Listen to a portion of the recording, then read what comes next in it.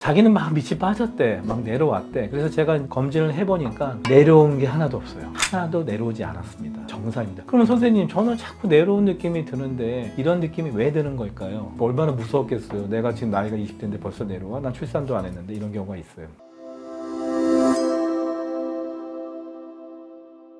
안녕하세요. 산더드 의사 원영석입니다. 오늘 주제는 제가 그동안 자궁탈에 대해서만 주로 얘기한 것 같아서 방광류는 수술을 안 하시나 이렇게 오해하시는 분이 계시더라고요. 근데 사실 그 자궁탈이라는 것이 되게 자궁만 내려오지 않아요. 우리가 이제 그거를 줄임말이에요. 넓게 보면은 골반장기 탈출증이 맞아요. 우리가 골반장기라는 게 이제 센터에는 자궁이 있죠. 그리고 앞쪽에는 방광, 뒤에는 직장이 있는데 이 장기들이 같은 공간에 있어서 한 배를 탔기 때문에 같이 내려와요. 정도의 차이는 있지만. 그래서 제가 이제 자궁탈 교정 수술에 대한 설명을 할 때 방광류 교정 수술도 설명을 하긴 했는데 간혹 오해를 하시더라고요. 이게 방광류는 수술을 안 하시나? 제가 그래서 따로 이제 방광류 수술에 대해서 한번 정리를 하려고 오늘 이제 영상을 찍게 되었습니다.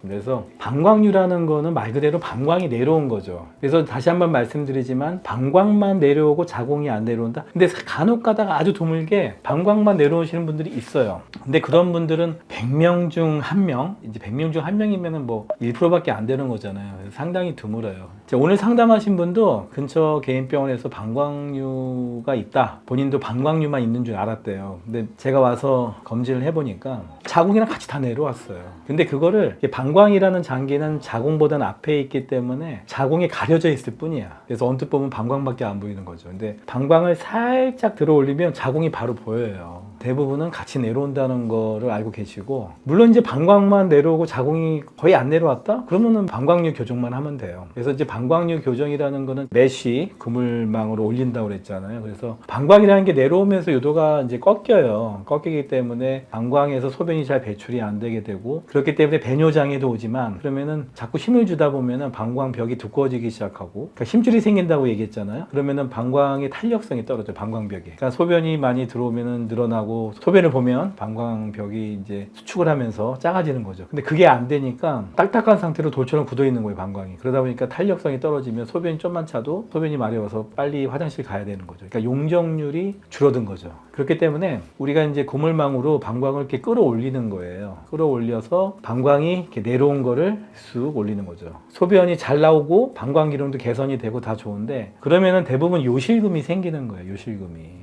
방광류 교정을 할 때는 요실금 수술을 동시에 하는 것이 맞아요. 어떤 병원은 방광류만 교정하고 요실금 수술을 등한시하는 경우가 있는데, 그러다 보면은 이제 요실금이 나중에 생기는 경우가 많이 있다. 바로 생길 수도 있고요. 그렇기 때문에 같이 하는 것이 안전하다는 걸 말씀드리고 싶고, 그리고 방광류라는 거는 심하지 않다. 예를 들면 약간 볼록하긴 한데 너무 심하진 않아. 그런 경우에는 메쉬로 방광을 올리는 수술을 하지는 않습니다. 간단하게 방광을 싸고 있는 질점막을 박리하죠. 박리를 해서 질점막을 조금 잘라내는 거죠. 그리고 봉합을 하는데 질점벽 교정술이라고 해요. 어려운 말로. 질점벽 교정술만으로도 충분히 방광이 올라가면은 그것만 하면 되고. 근데 이게 방광류를 교정하는 수술을 하는 병원이 흔하지가 않습니다. 되게 드물어요. 몇 손가락 안에 이제 뽑아요. 또 그런 병원들의 문제가 뭐냐면 방광류 교정만 하는 거야. 그러니까 자궁이 내려온 거나 다른 이제 직장류나 이런 것들에 대해서는 신경을 안 쓰고 방광류 교정하면서 지립구를 좀 좁히는 정도 그렇게 하는데, 그런 경우에 이제 자궁도 같이 내려온 경우가 많다고 그랬잖아, 대부분이. 그러면은 방광류가 교정이 됐는데 자궁이 다시 밀고 내려오면서 방광류도 다시 재발할 수 있어요.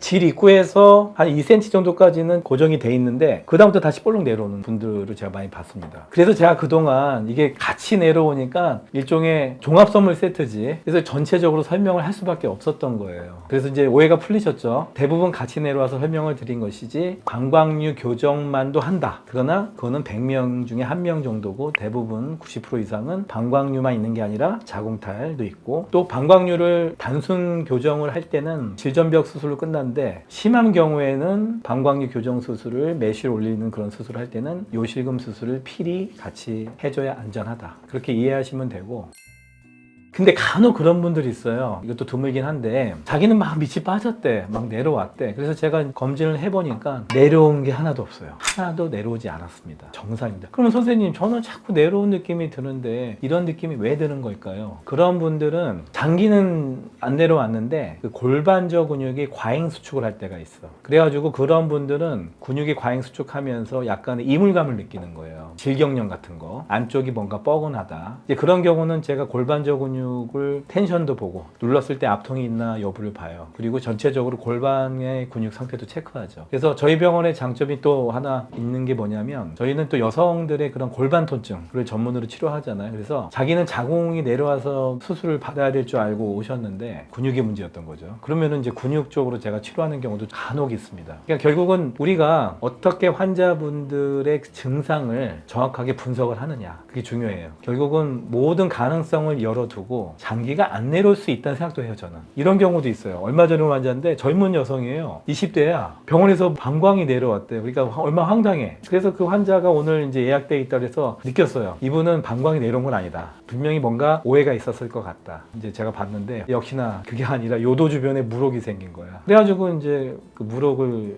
제거했죠. 뭐 아무것도 없는 거예요 이제. 그래서 근데 환자분은 또 방광이 내려왔다는 얘기니까 얼마나 무서웠겠어요. 내가 지금 나이가 20대인데 벌써 내려와? 난 출산도 안 했는데. 이런 경우가 있어요. 어쨌든 장기는 젊은 나이부터 나이들 사람들까지 다양한 나이대에서 다양한 정도 내려옵니다. 그 내려온 정도에 따라서 맞춤형 수술을 하는 것이 제일 중요해요. 내려오지 않은 사람은 수술하면 안 되지. 그런 분들은 다른 문제를 해결해 줘야 돼. 물혹이 있어. 그럼 물혹을 제거하면 되고. 자궁에 혹이 또 이렇게 자라가지고요, 입구에서 보이는 경우 있어요. 그러면 그걸 자궁탈로 진단할 것이냐? 아니죠. 자궁은 위에 있는데 자궁 입구에서 자란 혹이 만져질 수 있어요. 그래가지고 그분도 내가 아직도 기억이 나요. 그분이 자기 장기 내려왔다고 막 놀래서 오신 거야. 그래서 우리 영상을 찾아보고 오셨는데 자궁은 멀쩡하고요, 거기 혹이 자라가지고 이렇게 내려왔는데 그 혹을 지금 떼드릴게요. 그러니까 놀래는 거예요, 환자가. 네? 지금이요? 그래서 간단하게 뗐어요. 그랬더니 이제 만져지는 게 없으니까 환자는 나는 그것도 모르고 걱정하고 이제 찾아왔다고, 그래서 너무 만족하셔가지고 가셨는데, 이렇게 다양해요. 오늘의 결론은 각각의 수술을 할 수 있다. 그리고 맞춤형 수술을 한다. 그리고 아무것도 안 내려온 분들은 다른 이유가 있을 수 있죠. 혹이 있든지 근육의 문제다. 그럼 거기에 대해서 또 맞춤형 치료를 하겠죠. 그러니까 여러분들도 내가 뭐가 만져지는데 진짜 내려온 건지 병원에 오기 싫어하시는 거 알아요. 오늘 오신 분도 제가 깜짝 놀랐어요. 3년 동안 고민했대. 영상을 3년 전에 봤대. 근데 3년 동안 고민하고 이제 오셨는데 너무 많이 내려왔더라고요. 근데 그동안 어떻게 참으셨어요 했더니 본인도 한숨을 푹 쉬시더라고. 그동안 너무 힘들었다는 거죠. 소변이 너무 자주 마렵고 툭 하면 화장실 갔다 오고, 그리고 자꾸 뭐가 만져지는데 불안하고, 이런 거를 3년 동안 참으셨다는 겁니다. 그러니까 환자분들은 적어도 이런 문제에 직면했을 때는, 특히 소변 문제가 이제 확실히 있는 경우에는 정확하게 진단을 받기 위해서는 골반장기 탈출증을 전문으로 하는 병원에서 진찰을 받으셔야 돼. 제가 오시면 정확하게 진단을 해드릴 테니까 괜히 그냥 혼자서 밤마다 그냥 유튜브만 보고 제 얼굴만 그냥 보고 그냥 한숨 쉬지 마시고, 병원에 오기까지 3년 걸리신 분도 있어요. 예, 이해합니다. 병원에 오기까지가 문턱이 높다고 생각을 하시는 것 같아요. 그리고 무서워.